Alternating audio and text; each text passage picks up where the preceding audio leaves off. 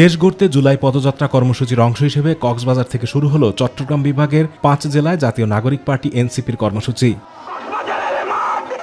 শনিবার দুপুর ১টার দিকে কক্সবাজার কেন্দ্রীয় বাস টার্মিনাল থেকে পদযাত্রা শুরু হয়। এতে অংশ নেন এনসিপির আহ্বায়ক নাহিদ ইসলাম, দক্ষিণাঞ্চলের মুখ্য সংগঠক হাসনাত আবদুল্লাহ, সিনিয়র যুগ্ম সদস্য সচিব তাসনিম জারা সহ কেন্দ্রীয় নেতৃবৃন্দ। প্রধান সড়ক হয়ে পাবলিক লাইব্রেরি ও শহীদ দৌলত ময়দানে আসেন তারা। পরে আয়োজিত জনসভায় কথা বলেন এনসিপি নেতৃবৃন্দ। জানান, জনগণের বাংলাদেশ, গণতান্ত্রিক বাংলাদেশ প্রতিষ্ঠা করতে হবে।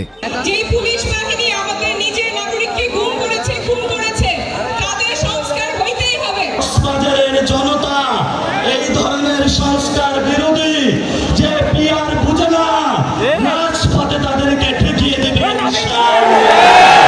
পেনাল্টি যারা দিবে তাদেরকে রেড কার্ড দেখাতে হবে।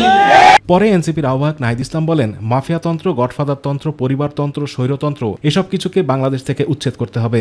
শেখ হাসিনার গডফাদার, তার আন্ডারে এরকম ছোট ছোট গডফাদার পুরো বাংলাদেশ জুড়ে ছিল। আমরা সেই গডফাদার তন্ত্র ব্যবস্থার বিলোপ ঘটিয়েছি। আমরা নতুন কোন গডফাদারের আবির্ভাব হতে দিব না। কক্সবাজারে নতুন কোন গডফাদারকে আপনারা মেনে নেবেন না, তার বিরুদ্ধে প্রতিরোধ তৈরি করুন। হাসিনা মুজিবের সংবিধান বাংলাদেশে আর চলবে না উল্লেখ করে তিনি রোহিঙ্গা ইস্যু দ্রুত সমাধান করতে প্রধান উপদেষ্টা ও বিশ্ব নেতাদের প্রতি আহ্বান জানান। ডক্টর ইউনূসের প্রতি আহ্বান জানাবো এবং পুরো বিশ্ব বিবেকের প্রতি আহ্বান জানাবো, আপনারা রোহিঙ্গা ইস্যু দ্রুত সমাধান করুন।